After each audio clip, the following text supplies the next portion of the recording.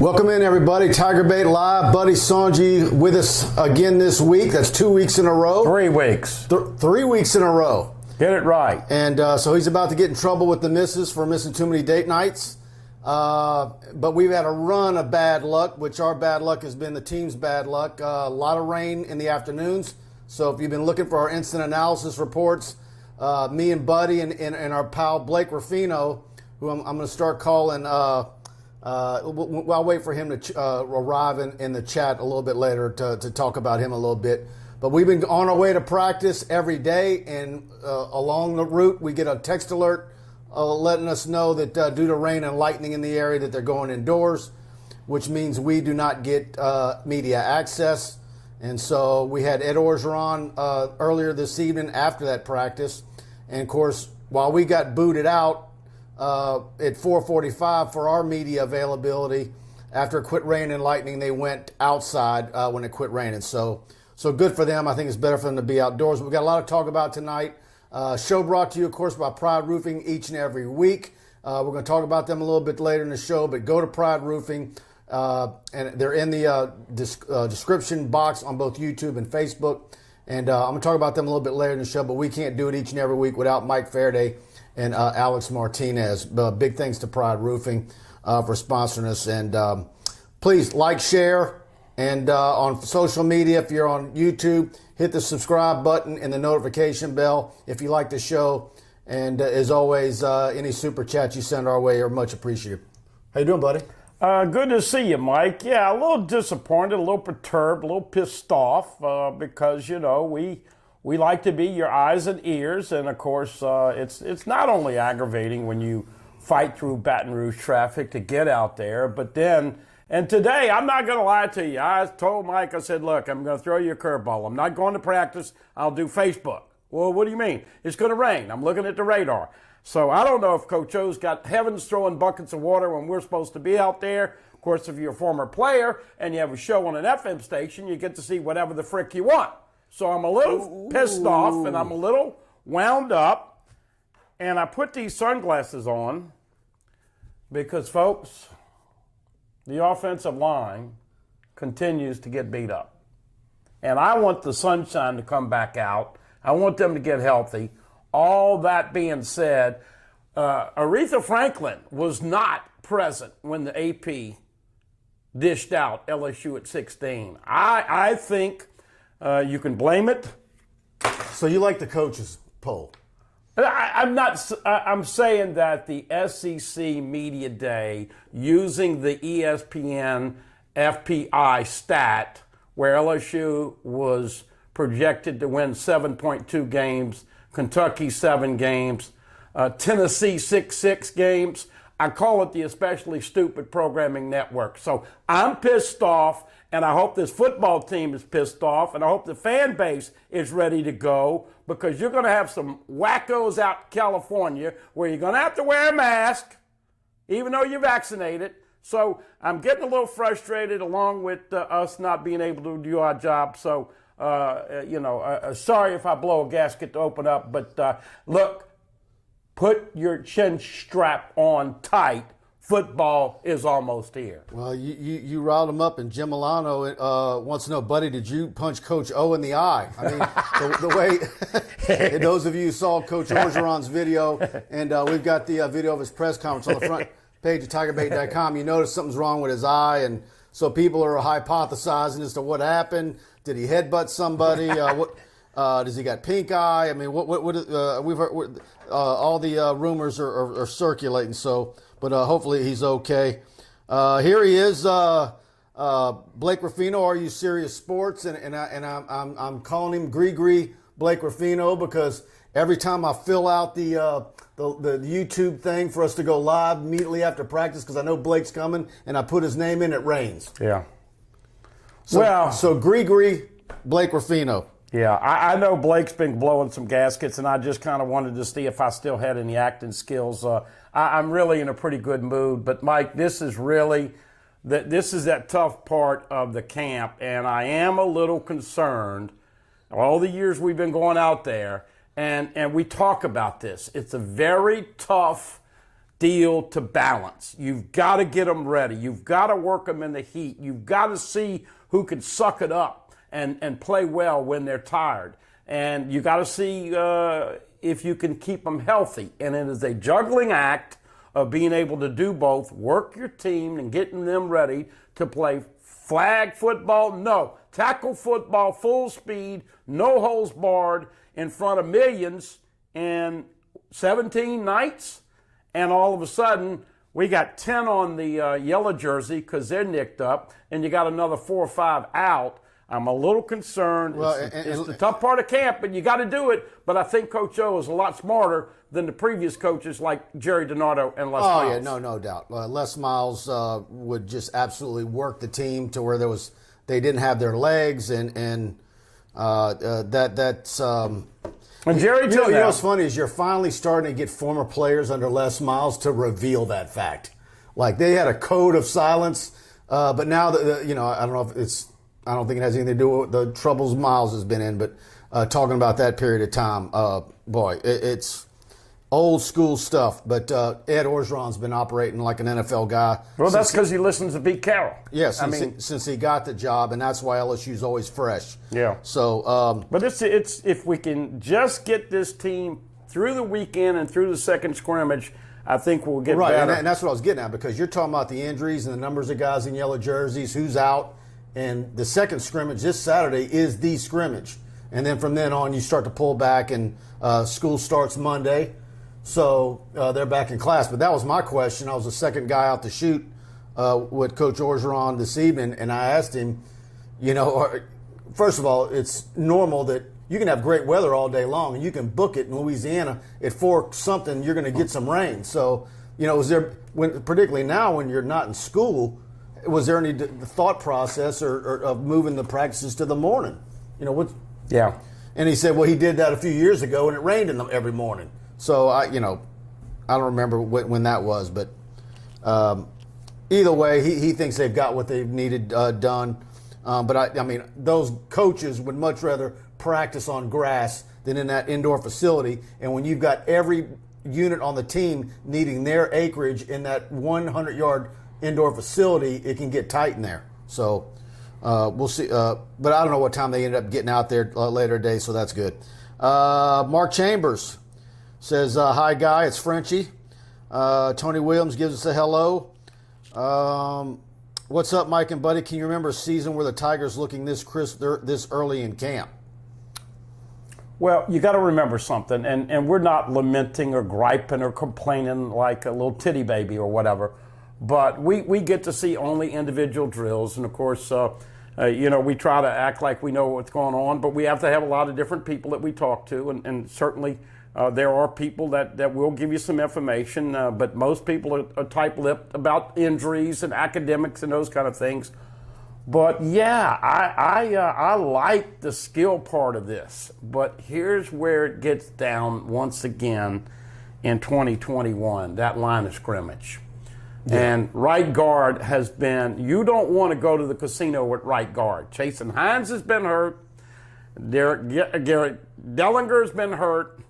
And now Anthony Bradford tweaked a foot, and he's been the other right guard. So finally, all of you who've been wanting Cardell to play, he's going to have to play in this scrimmage on Saturday a bunch. Orgeron did say that he expected everybody on the offensive line that's dinged up to be ready except maybe one, and he'll know what that is in a couple of days. So, and I'm assuming that's Dellinger. But my point is that, look, we used to have Saban and all, and he'd get the Screaming Reds because, a lot of these times you have these scrimmages, and they've been working them hard, and they've got dead legs.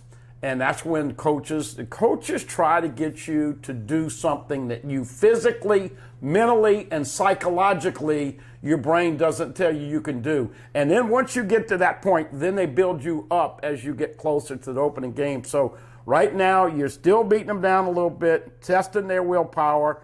Hopefully they can get through. But as far as looking crisp, man, I am as excited as can be about the possibility for LSU to dink and dunk and throw it, and all those new wide receivers. And the defense, I think LSU fans who take great pride in defense, they're going to be happy this year. One of my favorite guys each and every week is Kenny Russell. He asked, Mike, is Le'Veon Moss turning to A&M or is this all smoke? Look, I've had Le'Veon on Flip Alert for 3 weeks. He did the first part of the flip late last week when he announced that he was reopening the recruiting process and decommitted from Alabama. Now we wait to see what happens. I think it's going to be LSU for Moss. I really do. And I think you would have him in Citizen. We'll wait to see what happens with Kendrick Law. I think you take him as an athlete.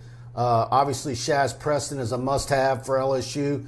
And then I think you go out of state maybe for 1 or 2 more wide receivers. Or maybe there is a guy in state that really turns their heads or does what they need them to see in Louisiana once the high school football season starts. So, but I like where LSU's at with Moss, and I'm not worried about kids that go on visits. And I'm going to give you props. You were the first guy to say that Moss was on Flip Alert. And, of course, as you know, the internet crowd, oh, yeah, what's that guy know? He's crazy. He's into Beano Cook peanut butter or whatever. But you were locked in on that. Of course, we know that Quincy is another one that has had a lot of rumors and innuendos. And all those guys are friends. All those guys are friends. But one other thing that we got to throw in now, and we talked about it last week, how much is the NIL money invariably going to impact when these kids sign in December and February? And as we know now, they want to take 19 or 20. And you and I were talking today, you think they'll hold back at least a couple scholars. So you're not signing, you're signing 80% or more of your class in December, but watching them play and depth chart, but how much is NIL money going to be an impact with these kids? And I think it's just too early until we go through a recruiting season where there's some impact. And the guy says, well, quite frankly, I went over here because I had a $500,000 deal from this sponsor, besides what they gave me on that Happy Meal from McDonald's. Oh, wait, that was Tennessee. Anyway, they all do it. We know that. But look, I'm going to follow you. You said Quincy and Moss are coming. I'm going to adhere to you. Carl Dunn, high school's getting close. A lot of scrimmages tomorrow, Carl. I'm sure let us know in the chat which scrimmage you're officiating tomorrow. And then we got jamborees the next week. And then, the following week is the start of the high school football season. And I tell you guys, you want to subscribe to TigerBait, go after the show tonight. Go subscribe. Choose the annual package. I've got every week mapped out of where I'm going all over the state, and even I'm heading out of state if the weather holds up on a particular week. But we're going to be bringing you so much prospect video, and nobody does it better than us. And so you want to subscribe to TigerBait. But let me congratulate Carl once again. This is coming out in September, 225 magazine. Carl has once again made it one of the top 100 high school referees in the Baton Rouge area this year. One of the top 100? Top 100. All right. Kudos, Carl. Love me some Carl the cat, man. We kid with him, and he goes back and forth with Carl, seriously, he gets picked on every week. An incredible guy. I'll just say that. Yeah, he really is, Carl. I mean that with the bottom of my heart. Yep. He's one of the guys for sure. By the way, we got a lot of tidbits to give you tonight. Jake Peets in the press box and Durante Jones on the field.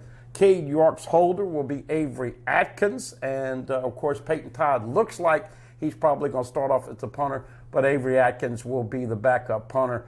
And I'm still waiting to see when they're going to make a decision on punt return because Stingley's been hurt. You know, I had that question, is he going to play both defense and offense? Well, you can't answer that question until you get him back 100%. So who do you we got to find out who's going to be in the mix. I've been meaning to ask that question. I need some more information. Sage Ryan and others are in the mix. I'll tell you one thing about punt returners is like every time I've seen kids at the high school level that I think should be in the running, they get to LSU and they never even really get worked at it. But that's typical. Most of these top athletes, whether they're a defensive back or a wide receiver at the high school level, more than likely they're also the punt returner, for their high school team. But that doesn't necessarily equate once they get to LSU. All right, guys, I really want to talk about one of our dear sponsors. Of course, she's now been with us for several weeks, but I've been knowing Tony for years. And bottom line is if you're thinking of buying a home or refinancing your current mortgage but haven't found a lender you can trust, well, let me tell you about Tony Freeman with Assurance Financial in Baton Rouge.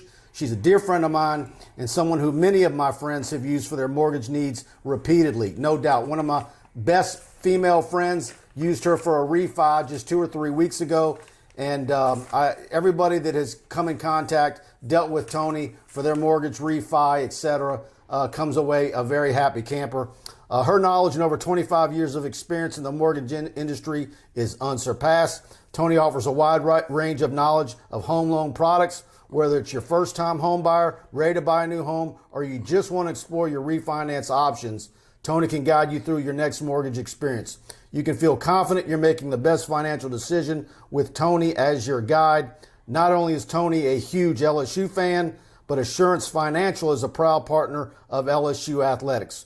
Call Tony today, 225-239-7150. Again, 225-239-7150, and tell her you heard about her on TigerBait.com. NMLS number 104765, Equal Housing Opportunity 70876. And I love me some Tony. She's a dear friend and one of the best in the business. And I've been in her office when she's talked to people, and she goes above and beyond. So give her a call if you need any mortgage stuff taken care of. And she's like Mike and Alex. She takes great pride in the job that she does. And, you know, I don't think we talk enough about this when we talk about sponsors. They're good people. They're people that you can have a beer with, talk about insurance, talk about refinancing, talk about your roof. And they don't put on an air. They're real, honest, legitimate, genuine people. And that's what you want when you're doing business with these kind of people. She's exceptional. No doubt about it. It's amazing, her reach and the people that know her. You want to talk to Tony. All right, guys, let's get to some more. Tony Williams says he hopes Moss ends up at LSU. Jim Milano, of course, earlier wants to know if you punched Orgeron in the eye. Don't mess with Buddy. Let me go down. I got a bunch of comments to get to. Charles Duncan, are you at Westgate tomorrow, Mike? No, I'm not. I'm at a speaking engagement in Alexandria. So we won't have. I won't be at practice tomorrow either. What? The one that I'm going to miss. Okay, well, Blake and I will have to do the report. Kenny Futch, congrats Carl on his top 100 ranking. Let's see. Jamon Tapp. Yep, Jamon Tapp is a guy that to be watching out for. So let's see. Yeah, Carl says he's in his 14th year and he hopes to one day crack the top 50. Okay. You know, Carl is really the consummate LSU fan, and all the kidding and craziness that he's endured through the years just goes to show you, you know, it's nice when you got thick skin, you know, because seriously, they've eaten you up and beat me up and Carl and everybody else. And you know what? As long as the big guy up there, you close with him, it don't matter what anybody else says. Mario Rossetti, how do you see the offensive tackle Armala to LSU? I think LSU is in a good spot with him. Certainly they're going to battle Miami for him. I think that's the biggest competition. But I think LSU is in a good spot with him. I put in a prediction of LSU to him, I guess, a couple of weeks ago, and we've got levels of the prediction, and I put it at medium. I didn't go high on him. So that one is not a certified lock, not like I had Emory Jones. But I think LSU is certainly one of the teams, if not maybe had a little edge. But that can change in a week or two. So, but that's exactly the kind of guy I'm talking about with NIL. If there's a Miami sugar daddy and he says, I'm going to give you a pile of money to play over here, how many sugar daddies do you have? And do you have them in Texas, Florida, all around? I'm telling you, I'm not trying to overemphasize it, but it's going to be interesting to see after this recruiting season what kind of impact that is. By the way, I don't know if you noticed this, but Allie Gay's been picking up NIL deals, and I'm kind of glad that they haven't really been publicizing them, because you want to talk about football first, but it's going to be interesting to see after the season all the guys that were able to get a little pocket change, and we certainly want them to be able to benefit to that, but we also want them to know that, man, I haven't talked to a fan, whether they're going out to L.A. or going to Alabama or Kentucky or whatever. Those expectations are there, and this 16 ranking, I think, was certainly 3 or 4 spots a little bit lower than I thought should be. But look, what do you know about? I mean, who cares about polls? There's going to be so much a shakeup in the first 2 or 3 weeks. I'm not worried about it. Yeah. But I mean, it's a disrespect, and LSU ought to know that people are not. Well, when you look the way LSU looked all of last season until the last 2 games. But I think if you're at Orgeron, you like where you're at. You can use that to your advantage. Yeah. Charles Duncan, how long will Dellinger be out? That we don't know.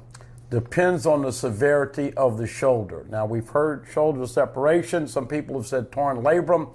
Jamal Adams, by the way, just signed the highest paid safety deal. He played with a shoulder problem and a labrum problem last year, but he was trying to get that contract, and he's tough as nails. I think that's why they're probably letting this thing sit a little bit to see how severe it is. See, those labrums, you can say, well, there's some injuries where you can play. But for an offensive lineman that can't extend that arm and that shoulder, that... So, and that was the one, we feel like he's the one that Coach O really didn't want to say anything on. Chasen Hines supposed to be back. Anthony Bradford going to be back next week. Charles Turner, by the way, has been getting reps at the backup center and the backup left tackle. But Marlon Martinez, Xavier Hill, Cardell Thomas, Marcus Dumaville, all those guys have got to step up and play. And quite frankly, I have not seen Thomas Perry at practice the last couple of times. I tell you what, I had made the decision before we got in a weather issue today that I was going to go to practice and I was going to focus my camera as good as I could on offensive linemen for the majority of our time in there. Because that is the one position that everybody's talking about. Well, everybody's done seen the clips of Max and Garrett and doing the throws, and it's the same. I was going to do my best to get look, they're parking those offensive linemen in the worst spot for not only just viewing them without a camera, but trying to get a lens on them and zooming in on them and what they're doing. And not only that, at the time we're in there, they're really not doing a whole lot. But you're kind of watching who goes when and in what order. We'll see. Kimo Macanoli also is a guy that's been getting some reps on the left side. So, and listen, Mike, you always have an injury during a game where you got to bring in somebody that's got to play right guard that played camp at left guard or whatever. So, going to be interesting to see if they can get them all back. Other than Dellinger, I do think he's going to be out for UCLA. Everybody else, they hopefully are going to have back. James Phillips, will Perkins and the DB from Florida be in the class? I like where LSU is at for both of them. What's that, Azaria Thomas? Yeah, I'm sounding like I'm a homer and LSU's getting everybody, but I think LSU, well, wait, didn't LSU's going to be fighting A&M for Perkins. Look, that's... Didn't his uncle send out a tweet this week saying something about an A&M guy was claiming that he was going to go to, he's got the 504 area code. Yep. And, I think the family wants him to come to New Orleans, but to come back to Louisiana, and obviously them watching play, but we'll see. Jimbo and A&M. Look, A&M is going to ride high because they don't play anybody till the second week of October, and I think they're overrated. I think it's a whole lot of fool's gold. The schedule is very much conducive for them. We know that. And so they get Alabama the second week of October. I don't see them beating Alabama. In fact, I think Alabama lays the wood to them. All the hype that's going to go for that one, that's not a good thing for Jimbo and his team. And then secondly, what happens the following week? A lot of people, I don't pay much attention to Missouri, but there's a whole lot of people that do. They think they're a dangerous football team, and if you're still licking your wounds after a loss to Alabama, is there a scenario where they lose 2 in a row? So that would definitely pop their bubble. So, yeah. But either way, LSU's got to take care of business at the end of the season. I still don't think that Saban has lost to a guy that has coached with him. No. So Jimbo would be the first there. I don't remember A&M beating Alabama at College Station. Yeah, like, you saw somebody uploaded the Auburn 2004 LSU game, that 9-7, whatever it was, where Early Doucette got mugged at the end of the game. 7-3, yeah. And one of the referees on our message board, who's in the chat, I'm not going to say his name, okay, of course, defends the refs. Yeah.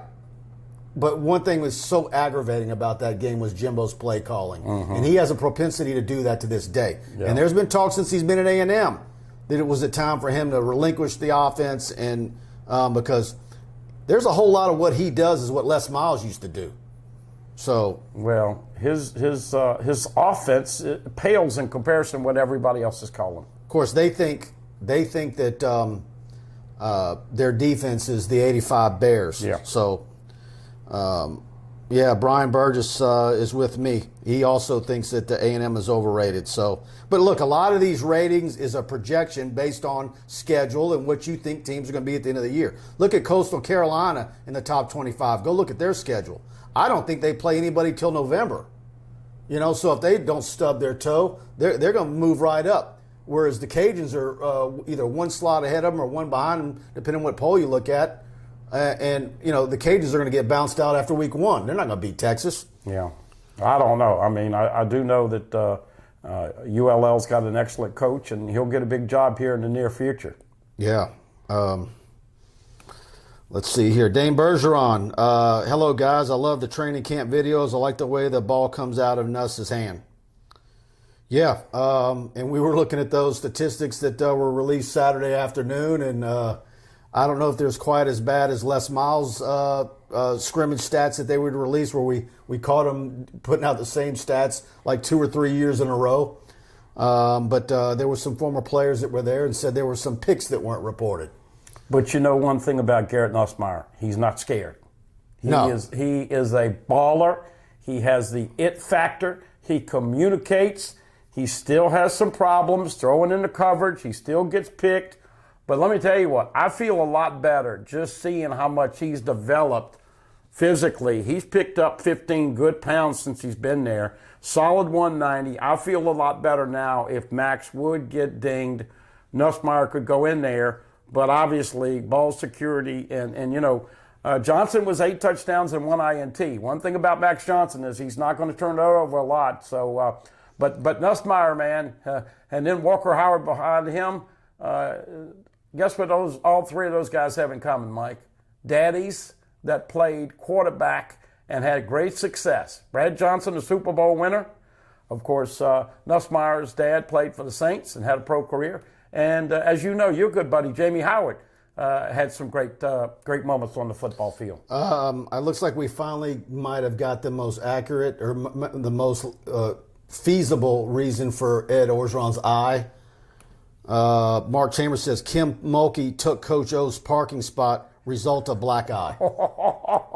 Good one, Frenchie. Good one. By the way, Coach Mulkey finished up her staff today. Coach Johnson finished up his staff today. I was talking about this at the latter part of the show today. If you're an LSU fan, and of course we all are lamenting the fact that the Delta variant and COVID has come back into our lives and has had some kind of impact. And first and foremost, I know you and I both want to extend condolences for anybody. We lost Dan Nola and many, many others that were very close to us, and for that we are all so sad. But, we thought we jumped through that hurdle, and there's going to be some announcements about what it's going to take to get into Tiger Stadium real soon. And I don't know how that is going to go with some people. And now you got to wear a mask at the UCLA game, but the sheriffs are saying they may not enforce it. So who knows what it's going to be like. It don't matter if the sheriff doesn't enforce it. If security at the Rose Bowl is told bounce people out that ain't wearing it, then you don't. The sheriff's just there for backup. But I just want to see the crowds back. Yeah, so you need to have your mask. And by the way, if you go to TigerBait.com, hit the more category at the top, go to store, all the masks that were like $24 for like a pack of 3, I went and looked the other day, they're $3. They're giving them away. I guess they bulk ordered so many, and now they're wanting to move them out. So go look for those. They've got like like rows and rows of different combinations of masks. Go look. So, of course, they call them face coverings for legal reasons. Jim Lano says his money is on the Cajuns in Austin. I just want to let any Cajun fans or those that are sensitive about the Cajuns, if they do pull the upset on Texas, that still is not your first SEC win. That doesn't count. They're not in the league yet. All right, Coach O. Want to talk about Pride Roofing. Each and every week, this show's possible by Mike Faraday and Alex Martinez at Pride Roofing, the official roofing company of TigerBait.com. Exceptional people. Their main location in Albany, but they go from Sulphur all the way to Gulf Shores, Alabama. Locations in Gulfport, main location Albany, doing business in Lafayette, Baton Rouge, getting bigger and bigger. And give them a call. Pride Roofing. If you see the number in the description box, give them a call, or you can call them at 225-275-2041. Tell them you heard about them on TigerBait. With your free roof inspection, they're going to give you TigerBait free for a year. Best warranty on their labor in the business. 5-year on their labor. Better Business Bureau A+ rated. No builder grade materials. If you need a roof, you're not going to be waiting for shingles. They've got a whole yard, enough shingles to do 150 to 200 roofs. And they make a lot of their flashing. Everything they do is top of the line. And if you've got a 3-bid situation, they'll match the lowest bid. So give Mike Faraday and Alex Martinez a call, the official roofing company of TigerBait.com. Job well done is a job done by Pride and with Pride. And Mike and Alex, as we said, I think when Lake Charles had all the problems, excuse me, with the hurricanes and all the rebuild, they went out of their way to help people. And I was talking about them and Tony.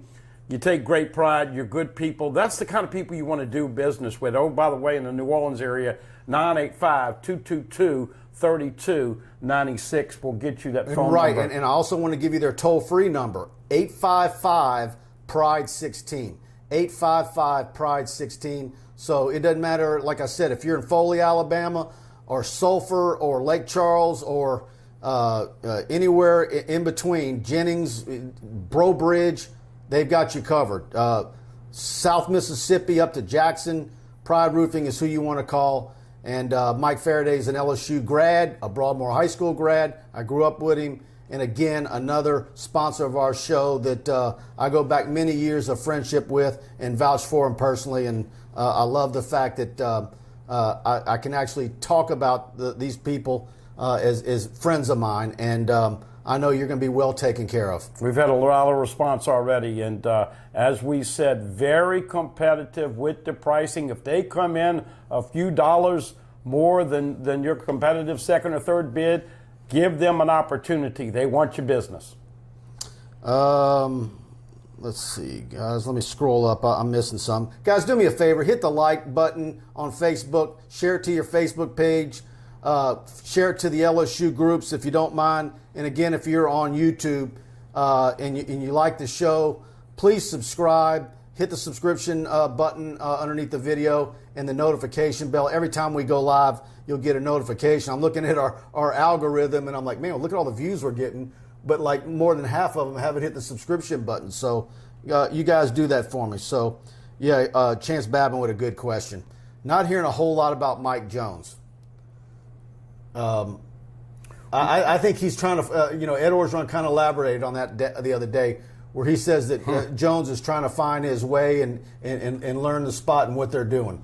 Well, he wanted to come over to LSU and play inside. And as we know, LSU is going to play 4-2-5. We know also that this guy can run and this guy can cover. But, at 235 pounds, Mike, when you got a 355-pound offensive guard trying to maul you and hurt you, it takes a little while to learn how to shed that block. And so I think when push comes to shove, I've never seen the inside backer spot have so many bodies in there. You talk about Jared Small, who's been the talk of the camp because he's not the biggest or the fastest and wasn't originally a scholarship player, and yet he's balling out. Damone Clark, can he come back and make the 18 wearers of previous years proud? He didn't look good last year in 18. Another 18, poor Chris Curry, never scored a touchdown in his career, so he goes to Utah, and I hope he does well there. And then you got Bug Strong, who will just bust you up. Bug Strong, I want in the alley. I mean, this is a guy that is tough. And, of course, as we know, Micah Baskerville has been coming on. So those four right there are your four inside backers. So we're hearing that now they're starting to tell Mike Jones, look, you keep cross-training, but we might want you in the slot. We might want you rushing the passer. And so I think right now at the start of the season, he's going to get more reps playing in the slot and outside than he is inside. Brian Madeira, hey guys, Mike, what's the possibility of you and Buddy doing a football post-game show this coming season? I might be able to get Buddy in here, but Preston has been doing the post-game show with me for years. But the problem we have is, depending on the times of these games, it's like we're going live sometimes at midnight. And Brian, we appreciate that, but you know, a couple of years you used to do a post-game show. We did a post-game show many years, and then we stopped the year of 2019, and they won the national championship.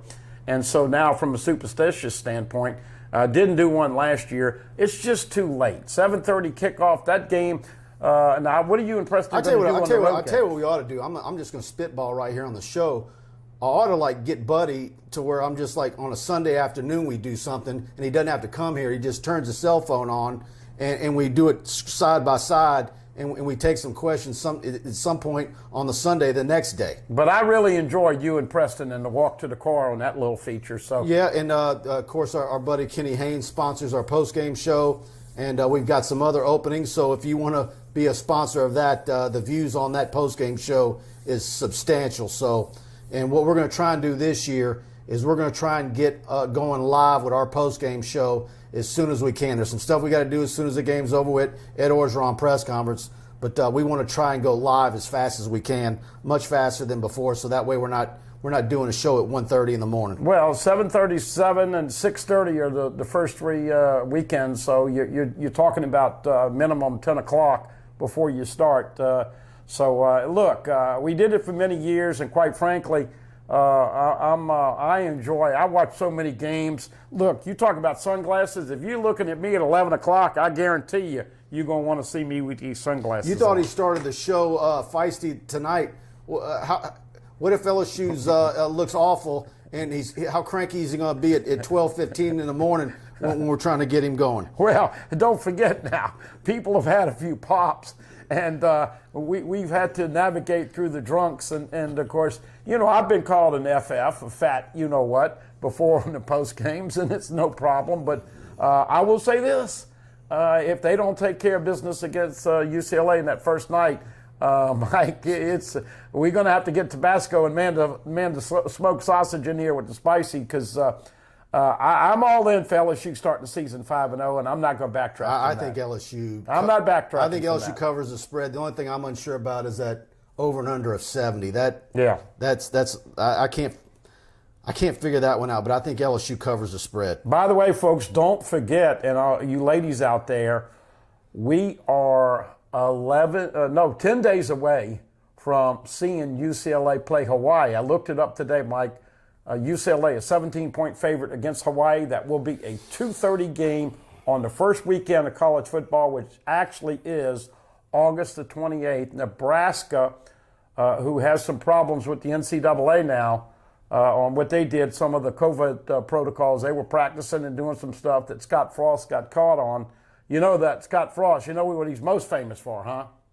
You don't know? Go ahead. He's the DA, capital DA, that told Joe Burrow, we don't. Yeah. He's the guy. I Thank him for a national championship. Look, the people, I talked to a good buddy of mine who runs the biggest Nebraska site in that market, and go back years. And I was asking him about that, what they're, but you know, there was a gap of years where the Burrow brothers were there, and it just. But he actually told Joe supposedly, like, nah, we're good. And Joe wanted to go visit and look, and they didn't give him the time of day. So LSU's game was certainly his loss. But Nebraska and Illinois open it up on August 28th, first game of the season.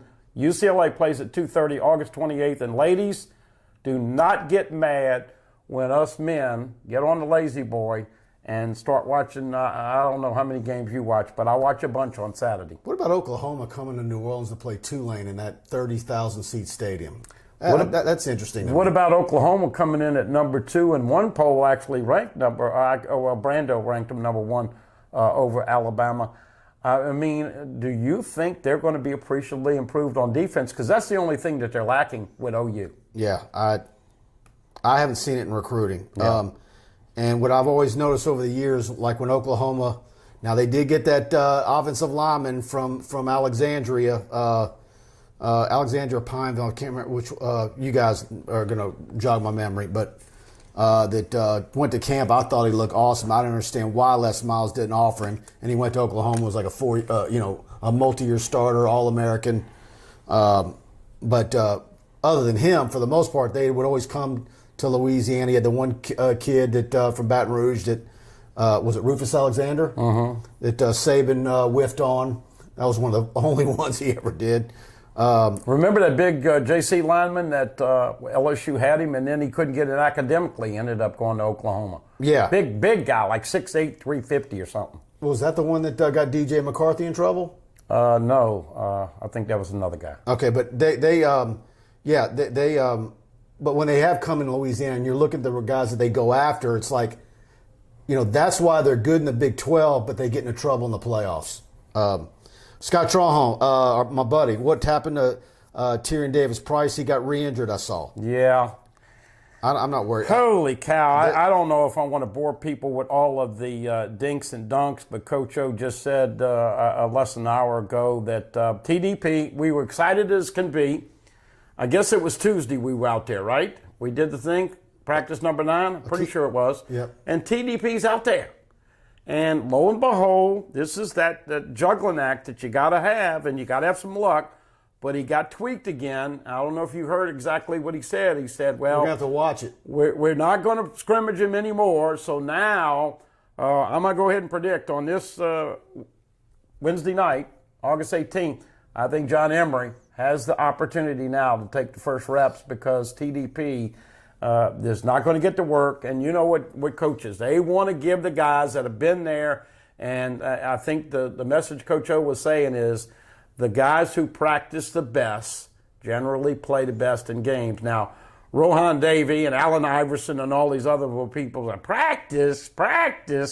I mean, but it is true. It's hard for a coach to put a guy in and start him in front of a guy that's been doing all the tough work. So I think Emery will start TDP. I hope he's ready for UCLA. Yeah, it was Akeem Hicks. And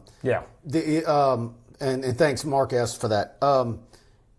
I think someone asked earlier in the chat about Armani Goodwin and Corey Kiner, and I like the way they look when we're there. They're going to play. And I really like Armani Goodwin. They're going to play. LSU's going to play 4 running backs this year. Yeah.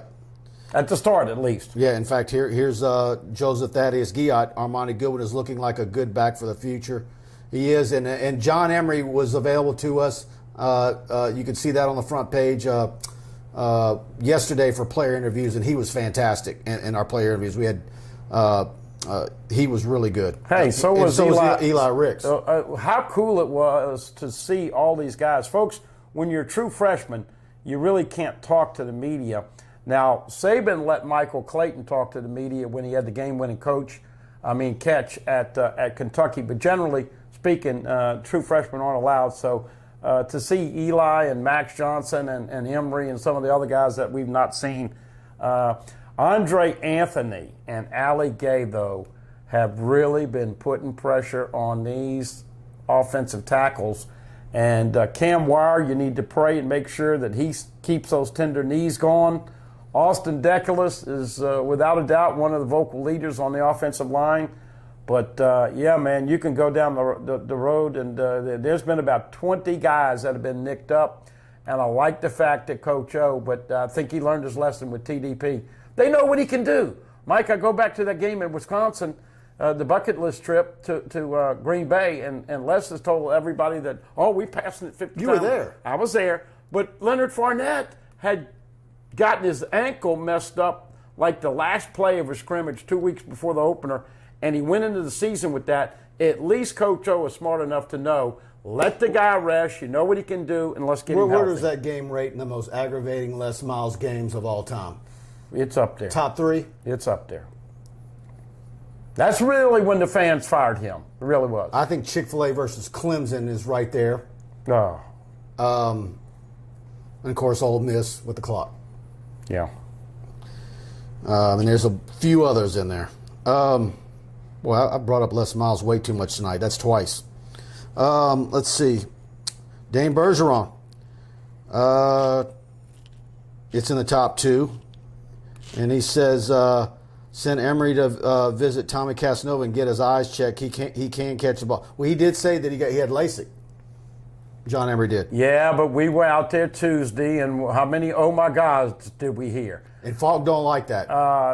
Kevin Falk, let me tell you something. You always think, when Kevin Falk was named the running backs coach, you say, oh man, he's going to be a great coach. But I really see him feeling his oats, and to be able to do it and go through the rigors of being on 3 Super Bowl teams and learn from Belichick and learn from all those pros, but be able to vocalize and verbalize and teach these guys, and it's tough love. You jump on their butt, but then you put your arm around them and say, look, I'm just trying to make you better. When John Emery starts to catch the football out of the backfield without having any problems, then you're going to have one heck of a running back. I was at that Peach Bowl, Carl Dunn says. Carl the Cat. That up behind the national championship game. Right behind it, yeah. As far as aggravating Les Miles games. Well, we could do a whole show on that. Yeah. That's an off-season show. We're weeks away. Mark S. Jock got less in trouble after the Wisconsin game. He asked him the heavy question, and Miles had no answers. Well, I opened Pandora's box. Yeah, you did. Here we go. Benny Latino. Jacoby Matthews was electric on both sides of the ball tonight. Scrimmage, Benny's giving us a little report. Thanks, Benny. Versus Rummel, the defensive tackle Bailey dominated the line of scrimmage. Ponchatoula was 35 to 40 points better in a real game. The Tangipahoa legend, Benny Latino. By the way, he's got a good-looking young man and son who is an up-and-coming quarterback, and I know you're going to follow him. Yeah, St. Thomas Aquinas, ninth grader, Ben Latino. Yeah. Legit 2025 quarterback that we're going to be watching at TigerBait.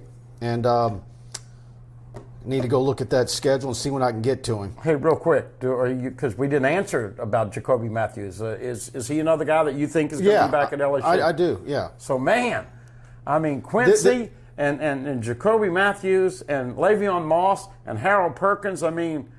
Thomas, Shaz Preston. Gosh, Kendrick Law. If that all falls into place. But you need another offensive lineman or two. If that all happens, then you're looking at number 2 or 3. If you get all that in another offensive lineman or two, and maybe one of them's Armala or whatever, but that's as good as anybody. This class goes down and is one of the top 2 or 3 classes that LSU's signed this century, without a doubt. And it's a type of class that when you surround it around typical LSU recruiting classes, is usually what gets you over the hump and gets you a national championship, much like that 01 class with Clayton Spears, Whitworth, Neiswanger, and on and on. Have you one of these, folks?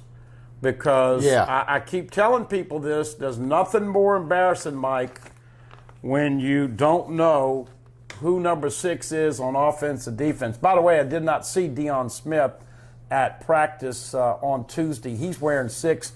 Derek Davis Jr. is making some strides at safety, but I really feel like there's going to be 15 to 17 of these true freshmen and transfers with Major Burns and Mike Jones. You're going to have a lot of new players. So, folks, get ready because it's 17 days away, believe it or not. Our buddy Blake Ruffino chimes in with AYS Sports. Go to his YouTube channel and hit the subscribe button and notification bell on him as well. He says, Mike, why did you rate me as a 2-star in 2008? I was easily a 3. Two is the default rating where I was at in 2008. If your name was in the database, you immediately got 2 stars. I did not see Blake play, but I do know that I have become addicted to his podcast. And, I always join it because there's about 3 minutes of music and stuff before you get in, and I always tune in. And, you and him both like to. Now, Blake's new thing is he opens up the show like this. We're live. And, of course, got a big following. And as listen, don't talk bad about Coach O unless you want to get the chew butt from Blake. But he loves LSU, and he does a good job. And, of course, he's got a lot of people giving him information as well. Yeah, Mike Smith, I agree with you. Our recruiting is so much better than Texas A&M, but everybody talks about how well Texas A&M is recruiting. It's a love fest. I absolutely agree. And like I said earlier, and Mark Chambers says it again right above you, they don't play anybody till October. And of course, they've been looking forward to this because they don't have Clemson in September and like they had a while back. So. Speaking of that, Georgia's going to play Clemson here on that weekend. By the way, in case you haven't heard, Alabama and Miami at 2:30 on September 4th. Georgia and Clemson at 6:30. LSU, UCLA at 7:30. The first 2 games, Alabama and Miami, Georgia and Clemson on ABC, LSU on Fox. Georgia is having a rough fall camp. Eric Gilbert is fighting all the issues that we've talked about, paranoia, schizophrenia, and mental issues, some real heavy stuff. Scott Cochran, who, of course, was their special teams coach, has gone off the wacko board as well. And those guys hadn't been around, and they lost a couple more players. They've had a bunch of injuries. I wanted to take Georgia in that game. It wouldn't shock me to see Clemson beat them in the opening game. We need to find out for those of you going to Los Angeles what the menu's like for they're now offering alcohol in the Rose Bowl. I don't know what the beer selection is going to be. I don't know what if they got margaritas. I don't know what they've got, but I'm going to do what I can to find out for all of you guys. Until the end of the third quarter. They're going to cut everybody off at the third quarter, but the Louisiana fan base is going to go out there and drink some people dry. Yeah, when are we going to finally see margarita machines in Tiger Stadium? Good question. I want to see Scott Woodward get to the point where you can get rid of the concessions in there. We've got the best food in the States, in Louisiana. I think the food in Tiger Stadium needs to be kicked up a notch. I really do. And it used to be even worse. I mean, at least you've got, you got Chick-fil-A in there, right? You got Jambalaya. I mean, you've got better options than you did before. Yeah. And especially if you're up in the TAF seats, you really got options. Scott Cochran is the biggest LSU disappointment. He has 2 degrees from LSU.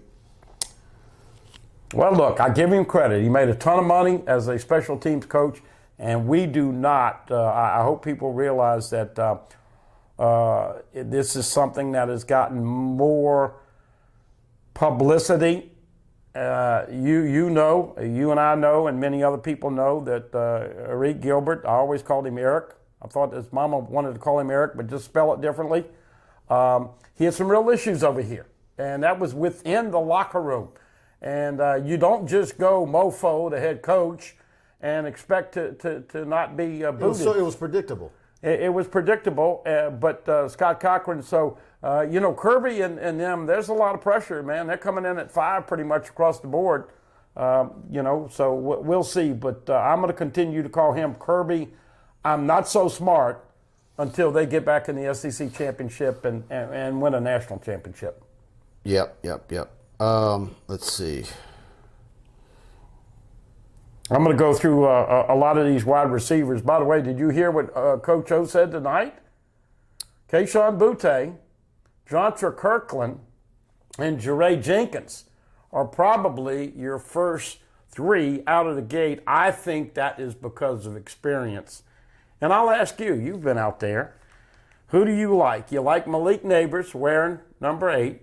Deion Smith, we hadn't seen that much. He's wearing 6. Brian Thomas Jr. wearing 11. Blake loves saying he's putting people in the blender, but He really has been phenomenal, even when we're not over there.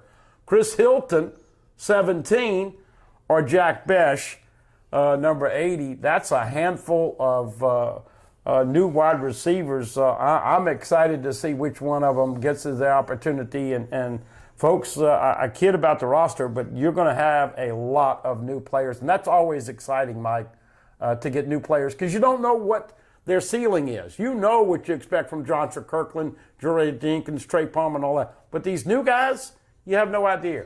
Hey, Charles, there's a lot of alcohol already in Tiger Stadium. There's a lot of people drinking at tailgates. A lot of that could lead to DUI if they're drinking and driving. Having better options for alcohol being served in Tiger Stadium, that's what you have a designated driver for. That's what you have Uber for. Yeah, well, I don't drink, so, if I No need to be a killjoy. Oh, hey, Charles, he's getting after you tonight. Let's see. Mike, do you expect Jack Besh will overtake the tight end spot throughout the season? And you kind of heard Ed Orgeron tonight saying, look, he's a little undersized, playing out of spot. Well, how many times did you say, it was so funny when all of this stuff about Jack Besh. First of all, it finally got real about Jack Besh and his size tonight. But first of all, I got to give the credit to you once again, because, Jamie Howard is very close to Mike, and they kept talking about Jack Besh. Why hadn't he gotten an offer? And, I mean, you have to make some phone calls and say, guys, look, what are you not seeing with Jack Besh? And, of course, as we know, Blaine Besh and the other brother, I mean, there's been a legacy.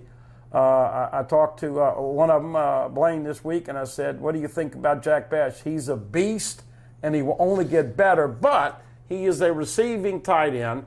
And Cole Taylor is your guy that's whether he's effective as a tight end or an H-back or however they use him, at some point he's going to be where he's naturally should be, and he's going to be a force for LSU for years to come. But he's not a blocking tight end. No. And he never could be at that size. No, because... Which is what you said. I mean, look at it. If you put him...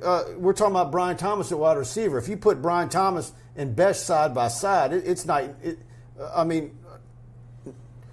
Brian Thomas towers over Jack Besh. Yeah. Well, Brian Thomas, there was a reason that Nick Saban really, really wanted him. And those are the kind of battles that LSU won. Hey, let's give Chris Hilton a lot of credit there, because Chris Hilton was always in the ear of Brian Thomas Jr. And we know, it was a good month or so, maybe even too much, where Alabama was kind of perceived as the lean and the favorite. And LSU, those are the kind of guys you got to get and you got to keep in state. Yeah, Christian Cameron, Jack Besh has amazing ball skills. Yes, he does.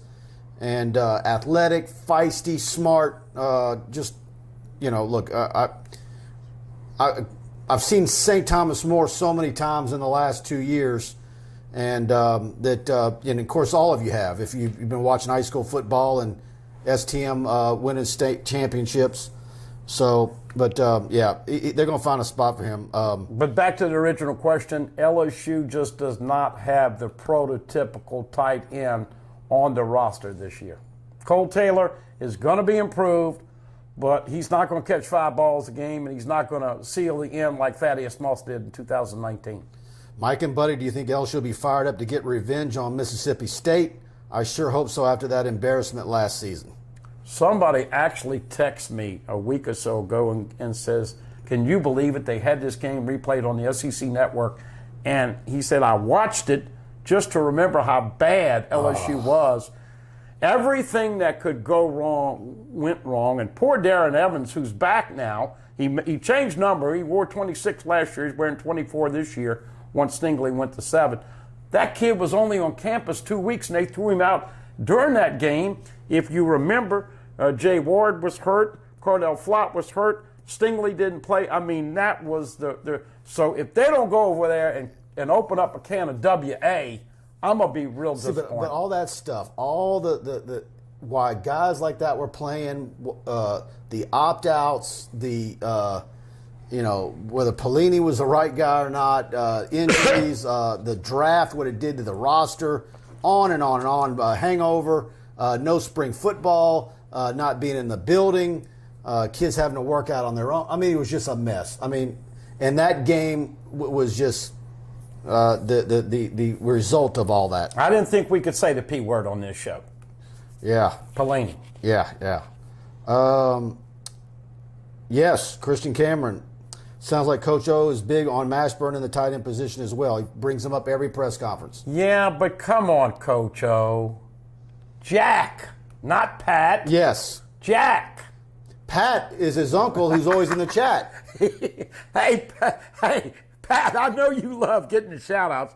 I told people Jack Mashburn is one of those guys, and what did I say about a month ago? Walk-ons ought to be sponsoring some of these guys with NIL deals.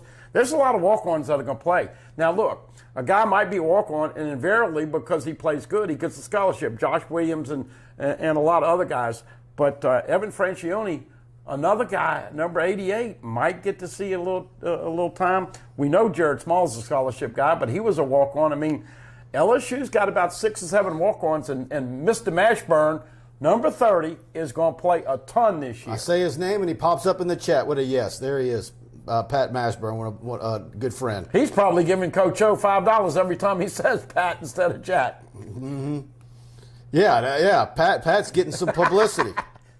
Hey, look, I got to be honest with you. I've really been impressed with guys like that who come in, Mike, and they don't have the notoriety, and you know it's a shot in the dark that they get a chance to play. And look, all of a sudden, Jack Mashburn, number 30, is going to be on the field a lot with a 2 tight end situation, short yardage. Now, is he going to catch 25 balls this year? No, but when you need to catch a ball from a tight end, you're going to flank Jack Besh out, and there will be a lot of mismatches with him. How many catches will Jack Besh and Brian Thomas have versus UCLA? Well, let's just make this prediction. One of those two is going to get in the end zone on the opening night.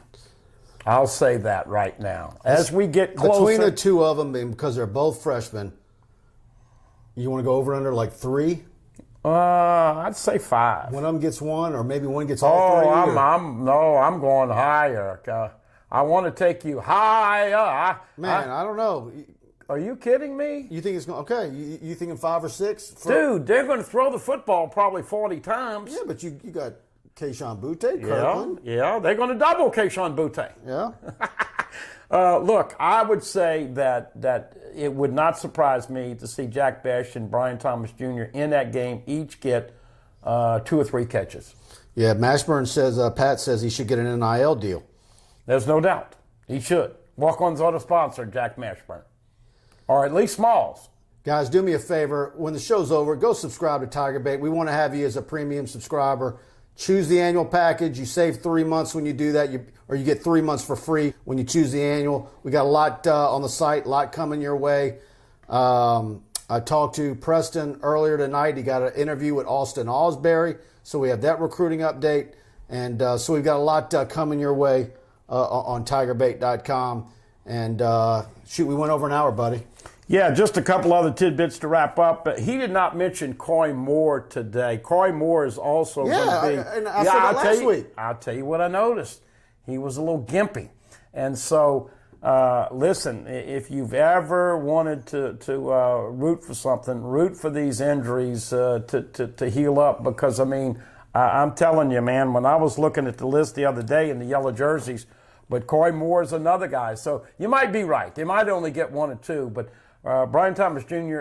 and Jack Besh are going to catch a lot of balls this year. And they tell me Brian Thomas Jr. with that 6'5" and that extension with his arms, you throw the fade, you throw that ball up, and he's going and getting it. If UCLA's got a 5'11" cornerback, I guarantee you're going to see a fade and a jump ball up there with some of these stars. Oh, we didn't mention Devonta Lee. I'm interested to see if he plays a little bit. Wide receivers out there, 4 running backs, 2 quarterbacks. Once again, defense 2 deep and even more on the line, 4 inside linebackers. Of course, my biggest concern, and I'm not pulling against Cordell Flott, but I do think UCLA is going to pick on 25 Cordell Flott, and it wouldn't shock me to see Sage Ryan or somebody get some minutes there. We talked about the kickers, special teams, all of that. Look, if the offensive line can get a full complement of players, then I think you folks are going to be eating and drinking until the wee hours of the morning. Who's starting punter? Atkins or Peyton Todd? Peyton Todd. Avery Atkins did say in the interview this week that he's the backup punter. All right, here we go. Miss Pam Holloway says, love your podcast. Thank you, Miss Pam. And Dane Bergeron says, awesome show, guys. Keep up the good work. Thanks for the kind words, Dane. And so does Pat Mashburn. Thanks all you guys for participating. Go to TigerBait, subscribe. Also, please, before you go out, subscribe. Hit the subscribe button, notification bell on YouTube. Same thing on Facebook. Like, share to your timeline and the LSU groups. Very much appreciated. And I'm going to be on the Tiger Den premium message board every day and night on TigerBait.com, and I'll see you there. And we'll be back. I won't be at practice tomorrow, but I'll be back out Friday, right? Yes. Friday. So hopefully weather stays the way. We'll have an instant analysis live for y'all. So that's why you got to hit the notification bell. As soon as we go live, you're going to get an alert to your cell phone to tune in. So, all right, guys, good night. Thanks again. See y'all on the other side.